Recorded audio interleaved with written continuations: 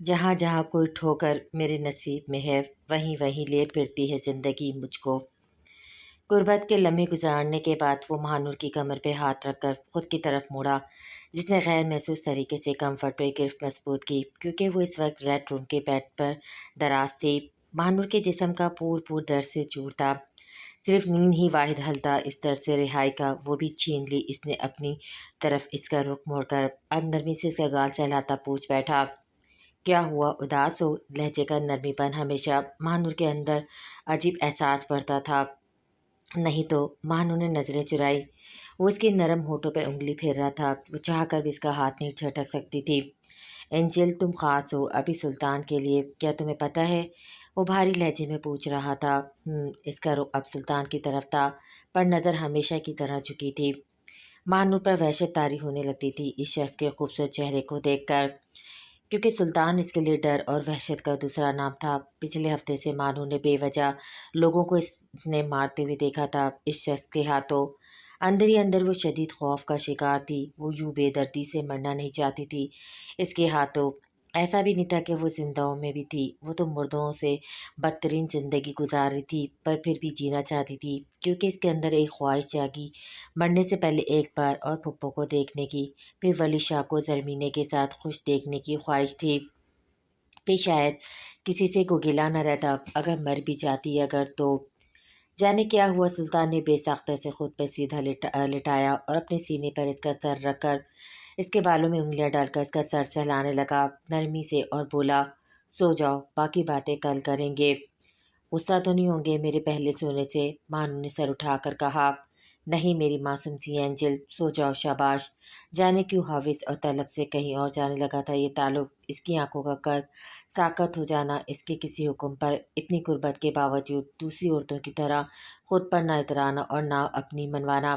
آج تک ساری لڑکیاں یہی کرتی آئی تھی، جب وہ انہیں اپنے مینشن میں ملکہ کا مقام دیتا تھا تو وہ مغرور ہو کر اس پہ نچھاور ہونے لگتی پہلے، پھر اپنی منوانے لگتی، اس کے معاملوں میں تک بولنے لگتی تھی، اور جب وہ اس کے بزنس میں دلچسپی رکھتی تو سلطان انہیں دل بھرنے اور چھوڑنے کے بعد ایک اور قید میں قید کر دیتا، کیونکہ وہ رسک لینے کا قائل نہیں تھا۔ پر ان سب میں یہ ایک عجیب لڑکی تھی جس کا ہر انداز عجیب تھا، وہ کچھ بھی کرتا وہ خاموش رہتی، کچھ نہ کہتی، جب اسے ملکہ کہتا یا کچھ اور اس کے چہرے پہ کوئی تاثر نہ ہوتا، وہ خاموشی سے ہر حکم بجا لاتی ایک غلام کی طرح، اسے برا لگتا، وہ عورت کے ہر انداز ہر رنگ کو محسوس کر کے چھوڑنے کا قائل تھا، وہ ظلم کرنے میں بھی عجیب شرائط رکھتا تھا، وہ اس سے دوسری قسم کی جذباتی وابستگی چاہتا تھا جس سے مانور کا ہر انداز عاری تھا۔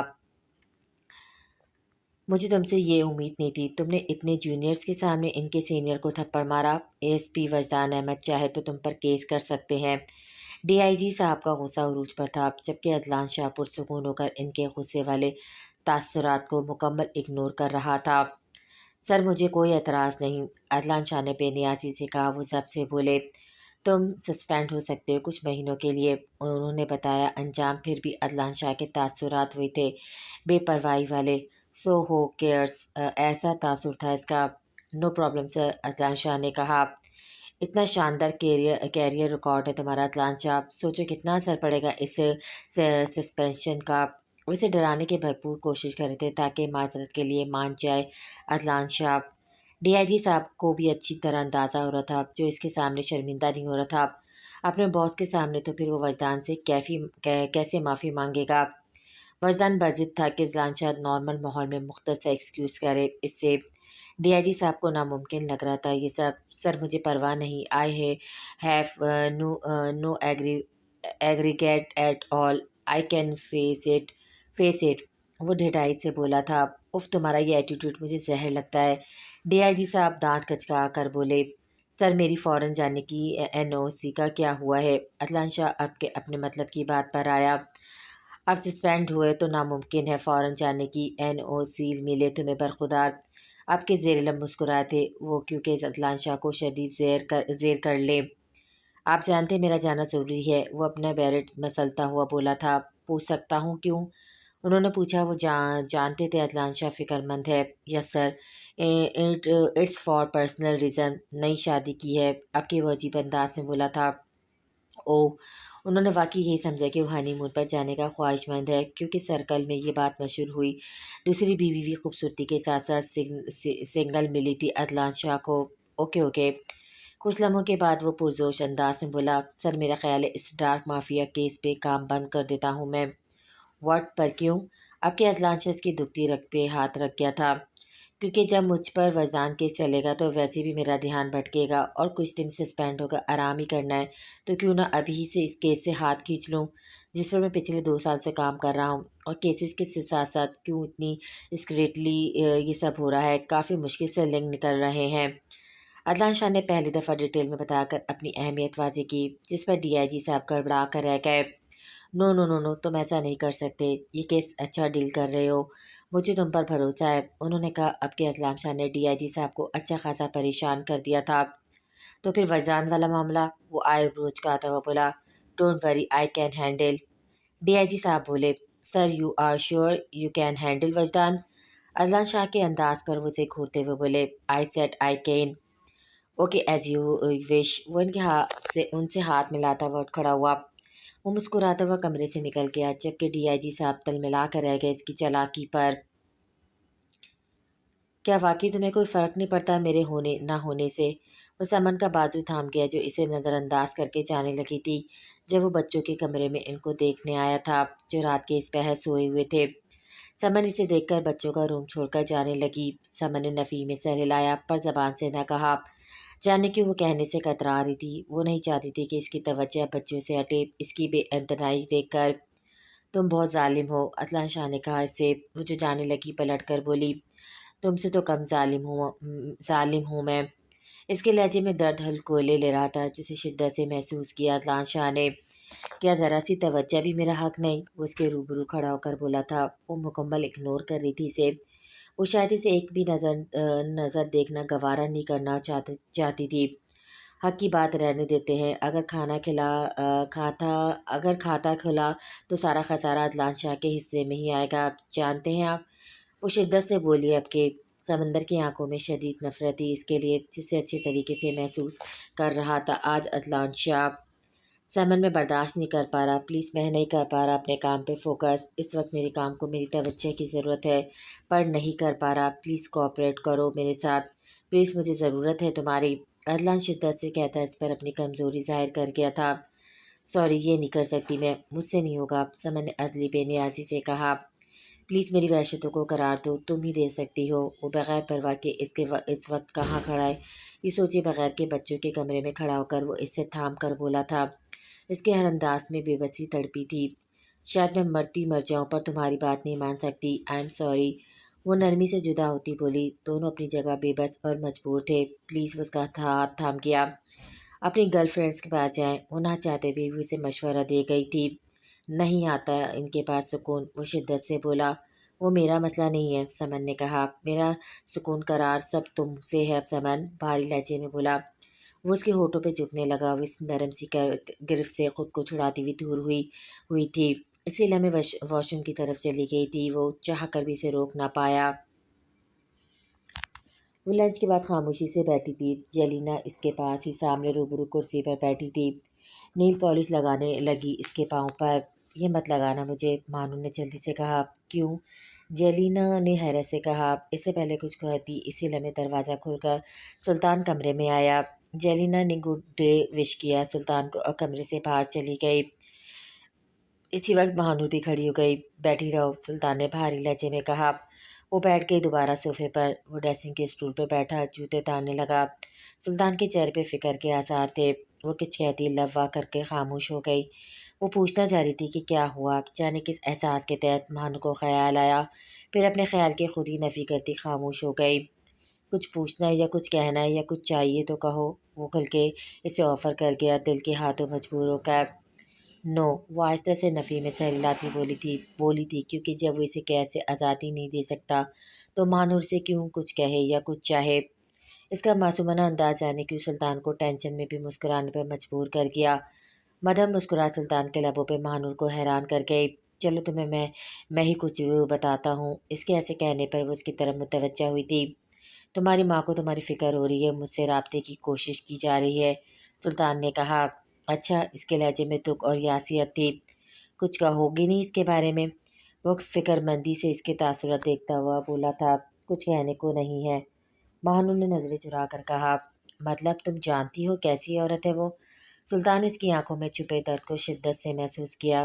پتہ نہیں عورت بھی ہے یا کہنے کے لائق بھی نہیں عورت، اس سے سوچا پر کہا نہیں، کیونکہ سلطان اس کا اپنا نہیں تھا جو اس سے کچھ کہے۔ ویسے تمہارے بدلے مجھ سے فیور ہی مانگیں گے تمہاری ماں، اس سے تمہاری فکر بس اتنی سی ہے۔ سلطان نے جتایا شاید وہ کچھ سننے کا منتنی تھا۔ جانتی ہوں، اس لیے ان سے ملنے کی کوئی تڑپ نہیں میرے اندر، مانو نے بے تاثر انداز میں کہا۔ چلو تمہیں کچھ دکھاتا ہوں۔ آج سلطان کیسے موڈ میں تھا جو اسے اتنا مہربان ہو کر بات کر رہا تھا۔ وہ اسے اس کی ماں کی نئی آنے والی فلم کا ٹریلر دکھا رہا تھا۔ 62 انچ کی LED اسکرین پر مدر ٹیریسا فلم کا نام تھا۔ وہ غور سے دیکھنے لگی، اتنی آئیکونک فلم بن رہی تھی، وہ حیران ہوئی۔ جس کا مین رول اس کی ماں کری تھی، اتنا بے خبر رہی، وہ حیران تھی۔ ماہنور، یہ مہربانی تمہاری ہے اس عورت پر، سلطان نے اپنی معنوں میں اسے شوق دیا تھا۔ وٹ، میری کب کیسے؟ وہ حیرت سے بولی تھی، شاید پہلی دفعہ وہ کھل کے اتنے لفظ بولی تھی خود کو کھونے کے بعد۔ تمہیں اس لیے سات ملک کے پاس بھیجا تھا اس عورت نے، تمہیں اس لیے سات ملک کے پاس بیچا تھا اس عورت نے۔ سلطان کی کہی بات پہ اس کے کان سائے سائے کرنے لگے۔ یہ تھی اس کی نسوانیت کی قیمت۔ ایک آنسو ٹوٹ کر گرا تھا اس کی آنکھ سے۔ سلطان دیکھتا رہ گیا اسے۔ اینجل، ریلیکس ہو جاؤ، جو ہونا تھا سو گیا۔ اس کے بالوں میں انگلیاں چلاتا اسے ریلیکس کرنے لگا۔ وہ سسک اٹھی تھی، گھٹنوں میں سر دیے ہوئے، اسے ریلیکس کرنے کی بھرپور کوشش کر رہا تھا۔ کچھ دیر بعد وہ سنبھل کر بولی، سوری، مجھے ایسا نہیں کرنا چاہیے تھا۔ معصومیت سے کہتی ہوئی وہ عجیب ہی سلطان کے دل کی کیفیت کر رہی تھی، جو بیان کرنے سے وہ قاصر تھا۔ بانو بے خبر تھی اس احساس سے جو سلطان کی کیفیت بدل رہے تھے۔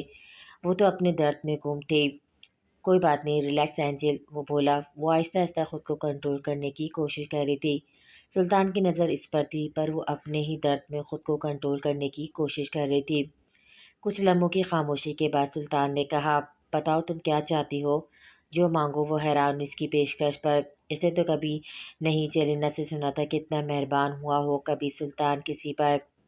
وہ زیادہ مانگ کر تھوڑا بھی نہیں کھونا چاہتی تھی، اس لیے نرمی سے بولی، میں چند سانسیں اس مینشن کے باہر لے کر خود کو زندہ تصور کرنا چاہتی ہوں۔ بس اتنا ہی؟ آر یو شیور تم کچھ بھی مانگ سکتی ہو؟ وہ آئی برو چکاتا ہوا بولا، بس اتنا ہی۔ وہ ڈر کر بولی تھی کیونکہ اسے لگا سلطان اسے آزما رہا ہے۔ 1 مہینے سے اس کے مینشن میں اس کی غلام اور قیدی تھی، سب سمجھ رہی تھی کہ آزادی مانگنے سے آزاد نہیں ہو سکتی تھی وہ، جب تک وہ خود بیزار نہ ہو جائے اس ریلیشن سے۔ اوکے، دبئی میں گھومنے کی جگہ آرٹیفیشل بینچز ہے یا پھر شاپنگ مال کیسا رہے گا؟ سلطان نے پرجوش اس لہجے میں کہا، جو آپ کو ٹھیک لگے۔ وہ معصومیت سے بولی۔ وہ دیکھتا رہ گیا اس کے چہرے کے رنگوں کو جو پرسکون ہوئے تھے، یہ سوچ کر کہ وہ کھلی فضا میں سانس لے گی۔ وہاں سے آرام کا کہہ کر اس پہ کمبل درست کر گیا، خود ایزی چیئر پہ بیٹھ کر سگار سلگا کر پینے لگا۔ جب سلطان نے اپنے خاص ملازم کو بتایا کہ وہ مال جانا چاہتا ہے کم سیکورٹی کے ساتھ، تو اس کی بات سمجھ کر کے خاص ملازم نے اعتراض اٹھایا کہ اسے اس طرح مال نہیں جانا چاہیے ملکہ کے کہنے پر، کہ اس میں کسی کی کوئی سازش نہ ہو۔ فکر مت کرو، ایسا کچھ بھی نہیں ہوگا، ویسے بھی میرے مینشن کی سیکورٹی سخت ہے، کوئی میرے مینشن پر بھی ہاتھ نہیں مار سکتا، تو میرے خلاف سازش کون کرے گا؟ سلطان نے بے فکری سے کہا، پر سر یہ پلان تو ملکہ کے کہنے پر بنا ہے نا؟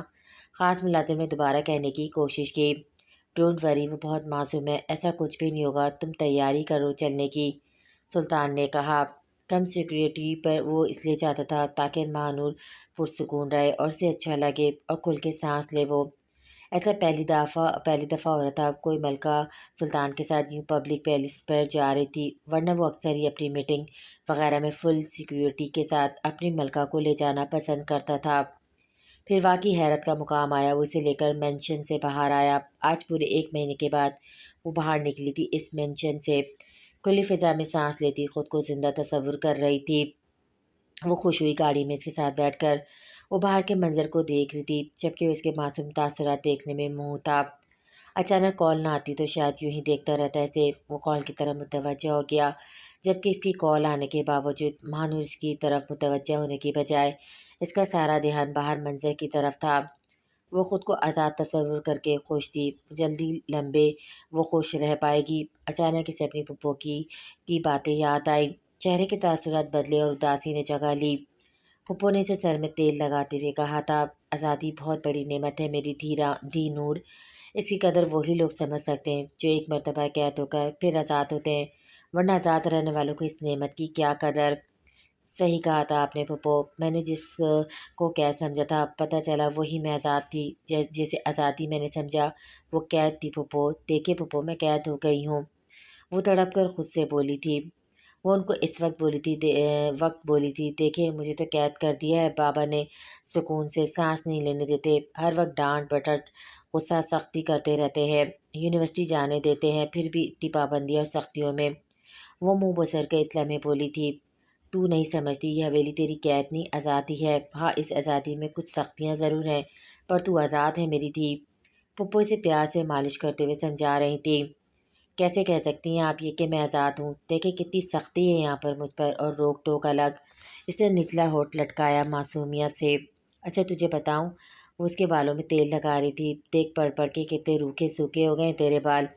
وہ ساتھ ساتھ ہی بولی، پتہ ہے پرانے وقتوں میں عرب میں جو آزاد عورتیں کہلائی جاتی تھیں وہ با پردہ ٹھگے کپڑوں میں ملبوس چہرہ چھپائے پھرتی تھی راستوں پر، لوگ ان کا یہ لباس دیکھ کر پہچانتے تھے یہ عزت دار آزاد با پردہ عورتیں ہیں۔ دوسری طرف راستوں پر وہ عورتیں بھی ہوا کرتی تھیں جو خریدی ہوئی غلام عورتیں تھیں، جن کو بے پردہ کر کے مختصر لباس بنا کر راستوں پہ چھوڑا جاتا تھا تاکہ وہ مردوں کو بہلانے کا کام کرتی رہتی تھیں۔